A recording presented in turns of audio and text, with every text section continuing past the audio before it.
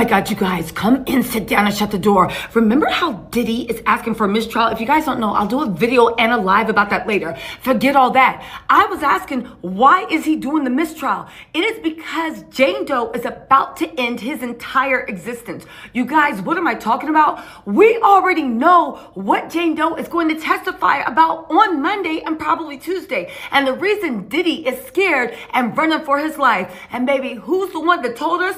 The prosecutors. Let's get into this. Hit that like notification. Don't forget, I am going to be live later to actually talk about all this, and we're going to do the weekly recap. This week, I'm going to start having guests on to actually break down legal analysis, behavior analysis, legal eagles. Also, we're going to have some people that know about the criminal justice system. We might even have some prison guards to let us know what Diddy is really going to experience once he is locked up.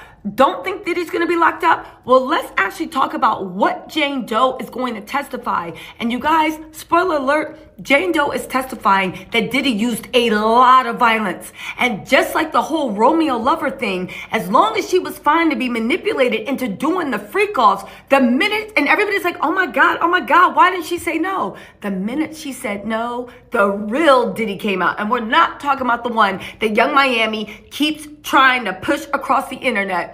Girl, you know what? We'll talk about Young Miami in a different video, because I honestly don't understand how you saw that you dodged one of the biggest bullets in history and you sitting there double down, still talking about, yeah, because unlike this and blah, blah, blah, blah, blah, I'm not going to sit there and act like a victim. Kudos for you. Go ahead into that lion's den. We can't stop you if you want to run. Anyway, y'all, let's get into what Jane Doe is going to testify about on what's the day? Monday. Don't forget, I will be in the courthouse and I will be giving live updates. Make sure you actually check it out.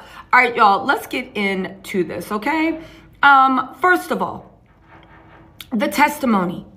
All we have to do is go into the opening statements. The opening statements already told us all Jane Doe's tea. Now, she's going to give more on the stand, but listen to what she is going to testify, okay? Let's actually talk about the violence, the stuff that people think doesn't exist. I'm going to read right out of the actual court documents, okay? Okay. Like he did with Cassie, Diddy eventually took steps to control Jane Doe financially. The defendant wanted Jane available to meet with him at a moment's notice, and he discouraged her from working. Now, say what you want, he did that to every woman.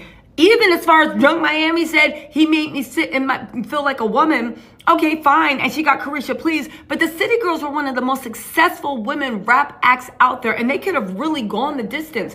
But once Diddy got involved, what happened? They broke up. Maybe it had nothing to do with Diddy, but it's just odd. Anyway, right? There was also this, okay?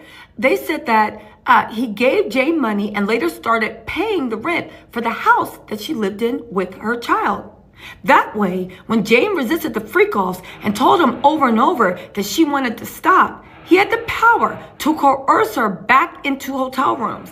And just as he had with Cassie, Diddy threatened Jane with the videos he recorded of her engaging in sex acts with an escort. So already we have sex trafficking by fraud, but also sex trafficking by coercion. Why? Because the blackmail of the sex tapes. Remember everybody said she's a grown woman. What did Tini said? She's a grown woman and she does grown woman things. Well, the grown woman said, I don't want to do it. And that's when Diddy turned into full-time demon. So already we have by fraud, okay? And let this be a lesson for any man that thinks you're doing an okie doke. It is officially illegal, especially if you bring in sex workers. But now we have the coercion. Now, unlike Cassie, because it was 20 years ago, Jane Doe has text messages between her, Diddy, and she has text messages with KK, who was arguing she wasn't a co-conspirator, but who in the earlier video, earlier this week, or actually late last week,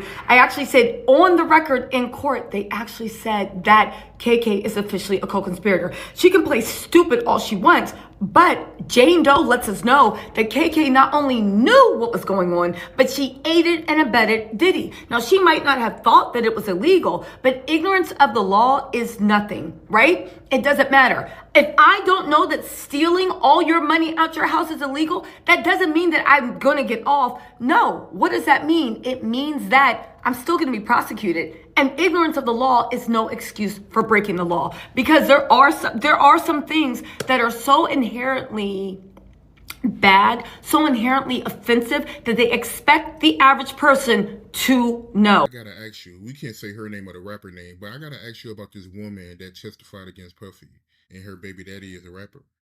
Man, I was there for the testimony, so I gotta know about it. But the whole thing about it is, brother, I give somebody a $50 to tell me who that person is. You get it? I give somebody a $50 if they tell me who that person that she was talking about, that her boyfriend is a millionaire and a musician in the whole 9 yards. I wish I knew who that was.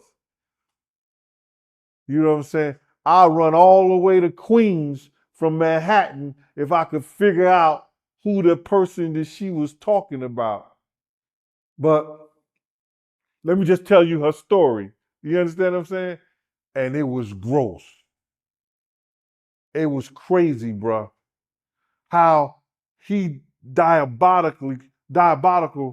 did some diabolical by acting like he loved her, he wanted to be with her, that some men do. I can't be mad at him for that.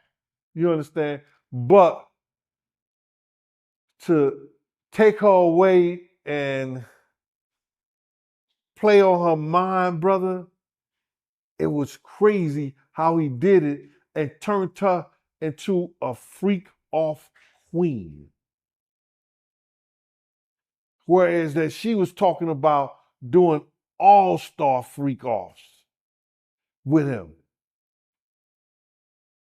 You understand? And was only giving her $10,000 a month. $10,000 a month. Now she's talking about she got a millionaire boyfriend, not a boyfriend. Her baby daddy is a millionaire and a former, a rapper, a CEO, the whole 9 yards. I'm looking like, so if she getting money from him, she got to be getting child support. And if she getting child support, bruh, you understand, from a millionaire, it's got to be enough money to do something. It may not be enough money to do nothing, but it's got to be enough money to do something. I'm looking at this, so I'm hearing her story because she's trying to convince us she was doing this only for her son. She wanted a house for her son. She wanted her son in a good position. But if I was the baby daddy and I had half the sense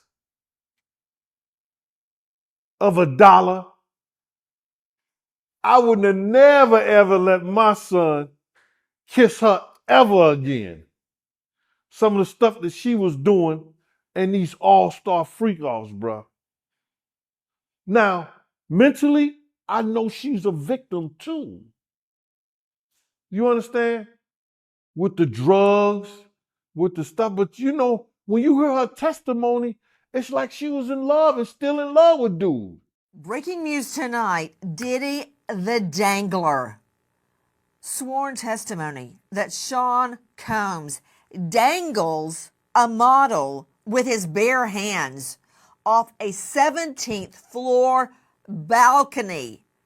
Suddenly, all those jokes taste like dirt in my mouth. Can you imagine, just think about it, being held off a balcony 17 floors up and dangled? This is different from the beatings that we've heard about, the kickings, the beatings, the draggings by somebody's hair, the threats, the broken arm slammed in a door. actually dangling someone, holding them by their armpits off a 17th floor balcony. Brianna Bongolan showed us a photograph yesterday of the bruise that Diddy allegedly gave her during this balcony incident, and it did elicit quite a reaction from the jury. The bruise looked bad. There was a puncture hole that appeared to be in the middle of it. The photo of the bruise, we saw the metadata behind that photo, and it was taken on September 26th, 2016. And this was either the morning after or kind of the morning of the incident. Now, the defense said, are you aware, Ms. Bongolan, that Sean Combs and Cassie Ventura were in New York and New Jersey during this time for the Bad Boy reunion tour? And then they had a charity dinner in New York City. And, you know, she didn't know, or she didn't recall. And then we were shown an invoice from the Trump Hotel. And it was, the guest was Frank Black, which we know now is one of Diddy's aliases that he used to check into hotels. And he was there per the dates from September 24th to September 29th. So that was quite a moment. I know I did see some faces in the gallery. One of the jurors looked a bit surprised.